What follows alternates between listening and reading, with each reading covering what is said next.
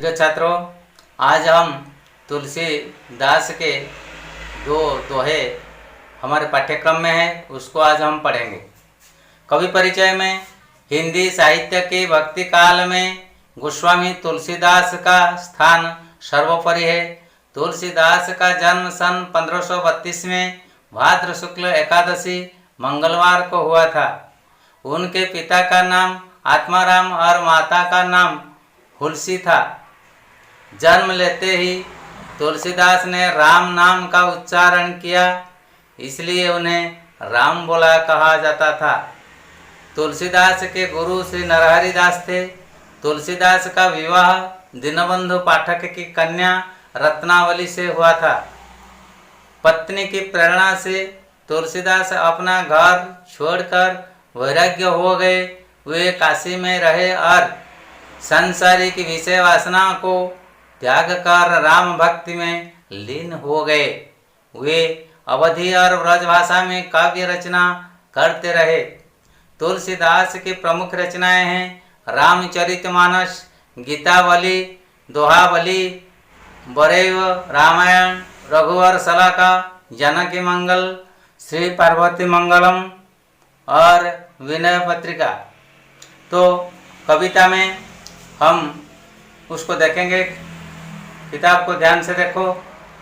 तुलसी काया खेत है, मनसा भयो किसान, पाप पुण्य दो बीज है, हुए सोलोन निदान, हुए सोलोन निदान।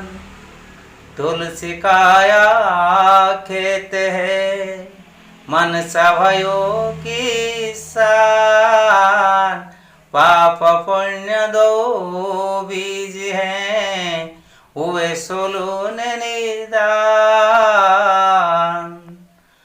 बहु सूत बहु रुचि, बहु वचन बहु आचार विवाद, इनको भालो मनाई वो यह ज्ञान अपार।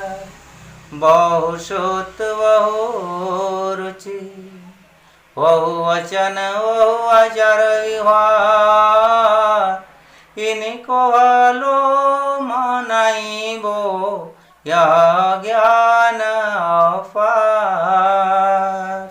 तो ठीक है, तो देखना ये जो दोहे हम पढ़ चुके हैं, ये दोहे में कुछ कठिन शब्द है। जो कठिन शब्द समझने के लिए जो ब्रजभाषा में लिखा गया है, अवधी में लिखा गया है, तो इसको हम हिंदी में उसका अर्थ कह देने से हमको समझने के लिए अच्छा लगेगा और कठिन महसूस हमको नहीं होगी। देखो, काया का अर्थ है शरीर, काया शरीर, देह, तनु, इसी प्रकार उसका अर्थ है। मनसा मन, बुवे बोता, लूने प्राप्त करना,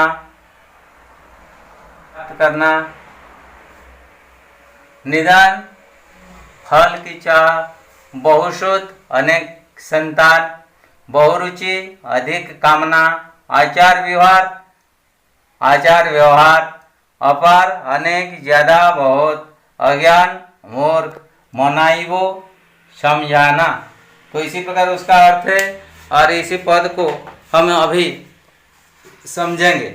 तो पद को और एक बार सुन लीजिए। तुलसी काया खेत है, मनसा भयो किसान, पाप पुण्य दो बीज हैं, हुए सोलोन निदान, हुए सोलोन निदान। तो इसका भावार्थ यहाँ कहा गया है। तो तुलसी काया खेत है। तुलसी ये पद ये दोहे में कहते हैं कि ये मनुष्य का जो शरीर हमको मिला है, ये शरीर को तुलसीदास जमीन या खेत या मैदान की सदृश यहाँ मानते हैं। तो कहते हैं तुलसी, कहते हैं काया जो है, शरीर जो है, ये खेत है, ये जमीन है। और ये जमीन का किसान कौन है?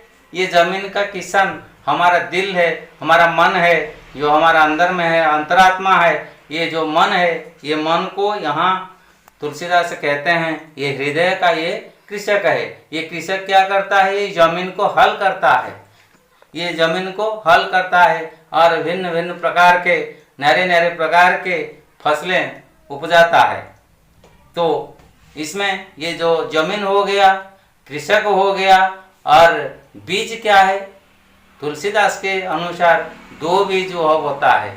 ये मन रूपी कृषक, ये हृदय रूपी जो खेत है, जो जमीन है, जो मैदान है, उसमें दो बीज को वपन करता है, दो बीज बो देता है। ये दो बीज क्या है? पाप, एक पाप है और दूसरा पुण्य है। पाप और पुण्य दोनों बीज को ये मन रूपी, ये हृदय रूपी जो जमीन है, ये हृदय रूपी जमीन में मन रूपी कृषक ये दो बीज को बोता है। और ये दो प्रकार के जो बीज बोता है, ये जो पाप कर्म का बीज बोता है या जो पुण्य कर्म का बीज जो बोता है, तो उसको उसी के अनुसार फल मिलता है। कहने का भाव है हम जिस प्रकार काम करते हैं उसी प्रकार फल अवश्य हमको मिलता है। जैसे कृषक क्या करता है? अच्छे बीज को वपन करने से उसको अच्छा फसल मिलते हैं, तो इसी प्रकार हम जो पाप कर्म करते हैं, पाप कर्म करने वाले को पाप फल मिलता है। जो पुण्य कर्म करता है, जो अच्छा कर्म करता है, जो अच्छा कर्म करने से उसको अच्छा फल ही प्राप्त होता है। तो इसी प्रकार हम दुनिया में आकर अच्छे कर्म करके अपने जीवन निर्वाह करेंगे और अच्छा फल प्राप्त हम करेंगे। तो इसलिए हम ध्यान रखना है। तो तुलसी के जो दूसरा दोहा है उसको देख लेना।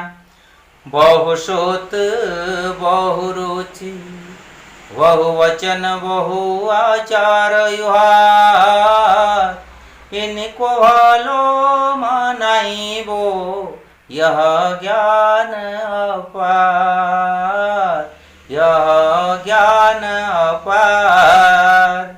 तो तुलसीदास ये दोहे में कहते हैं बहुश्रुत, जो व्यक्ति का अनेक संतान है, जो व्यक्ति के अनेक संतान है, बहुत बाल बच्चे हैं, तो ये बहुश्रुत उसका है।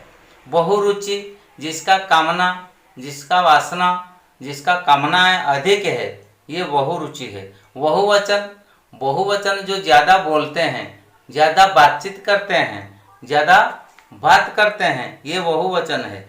बहु आचार व्यवहार, जिसका रंग ढंग पहनाव ये सब जिसका अनेक प्रकार के है, हर रंग का जो पहनाते हैं, जो संसार में आचार व्यवहार जिसका अधिक है, राजसिक जो है, तो ये सब को कहा गया है आचार व्यवहार। इनको भलो मनाइबो, इन सभी प्रकार के ये जो चार प्रकार के लोग ऊपर में है, इन लोगों को का यदि भलाई अच्छाई के लिए हम कुछ कहेंगे और उसको कुछ ज्ञान प्रदान करने के लिए हम कहेंगे, उसके भलाई के लिए यदि हम चाहते हैं, ये मूर्खता है। क्योंकि जानबूझकर, तुलसीदास कहते हैं जानबूझकर जो आदमी गलती काम करते हैं, गलती काम करने से उसको सज़ा मिलना चाहिए। लेकिन इसी प्रकार व्यक्ति जानबूझकर गलती करने वाले हैं, तो इन लोगों को उपदेश देना, उसकी भलाई चाहना, तो ये मूर्खता है। उसको जो उपदेश देता है वह पहले मूर्ख वह है। क्योंकि तुलसी के कहने के अनुसार इसी प्रकार व्यक्ति को समझाने से वह बदलते नहीं। तो इसी प्रकार तुलसीदास जो उपदेश हमको दिए हैं उसको मानकर हम अपने जीवन में लगाएंगे और अपने जीवन को आगे बढ़ाने के लिए इसी प्रकार दोहे में जो अर्थ है, जो नियम है, ये नियम को अपना जीवन में हम लगाएंगे। तो धन्यवाद। तुलसीदास के जो दोहे हम पढ़ चुके हैं उसमें कुछ अर्थ है जिसको हम व्हाइट बोर्ड पर लिखा है और उसको और विस्तृत रूप से व्याकरण में उसका स्थिति क्या है इसी सारणी को देख लीजिए। तो काया का अर्थ शरीर है, देह, मन, तनु। संज्ञा शब्द यह है और पुल्लिंग शब्द है। मनसा मन, कामना, संकल्प ये संज्ञा स्त्रीलिंग शब्द है। दो दो ये विशेषण शब्द है। बोवे बोता है, ये सकर्मक क्रिया है। लुने प्राप्त करना ये भी सकर्मक क्रिया है। निदान फल की चाह संज्ञा शब्द पुल्लिंग है। बहुसुत अनेक संतान ये संज्ञा स्त्रीलिंग शब्द है, संतान स्त्रीलिंग शब्द है। सुत पुल्लिंग शब्द है। बहुरुचि अधिक कामना, कामना संज्ञा स्त्रीलिंग शब्द है। आचार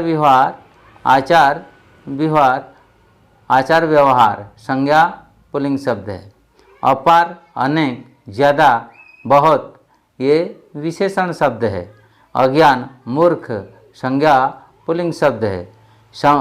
मनाइबो समझाना ये सकर्मक क्रिया है। इसी प्रकार ये शब्द को देखना है और व्याकरण में उसका स्थिति क्या है देख लेना है और आगे बढ़ना